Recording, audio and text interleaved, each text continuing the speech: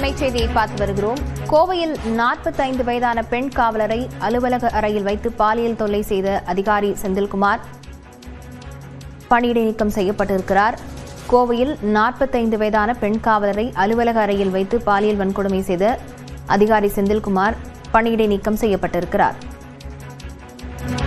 பெண் அதிகாரியிடம் தன்னை விட்டுச் செல்ல வேண்டாம் என அவர் கூறியிருந்த நிலையில் பெண் அதிகாரி காவலரை தனியாக விட்டுச் சென்ற நிலையில் அலுவலக அறையில் வைத்து வன்கொடுமை செய்திருக்கிறார் செந்தில்.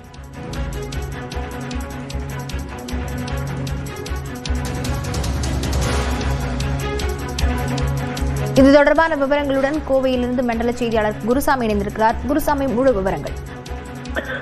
லாவண்யா, கோவை புதூர் பகுதியில் இருக்கக்கூடிய தமிழ்நாடு சிறப்பு காவல் படை கமாண்டன்ட் எஸ்பி அந்தஸ்தில் இருக்கக்கூடிய செந்தில்குமார் நேற்று இரவு கைது செய்யப்பட்டுள்ளார்.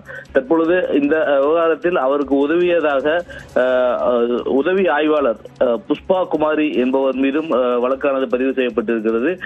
கமாண்டன்ட் செந்தில்குமார் மற்றும் உதவி ஆய்வாளர் புஷ்பா குமாரி ஆகிய இருவர் மீதும் 10 பிரிவுகளில் வழக்கானது பதிவு செய்யப்பட்டிருக்கிறது.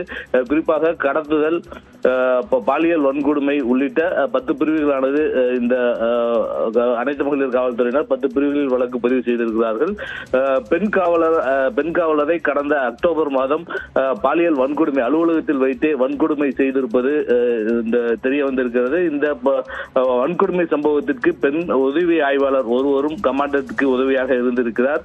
பெண் காவலரிடம் தவறாக நடக்க முயன்ற பொழுது அவர் எஸ்பியிடமிருந்து தப்பி வீட்டுக்கு சென்ற நிலையில் மீண்டும் உதவி ஆய்வாளரை தொடர்பு கொள்ள சொல்லி உதவி ஆய்வாளர் மூலம் பெண் காவலரை மீண்டும் அறைக்கு அழைத்து பாலியல் வன்கொடுமை செய்திருக்கிறார்.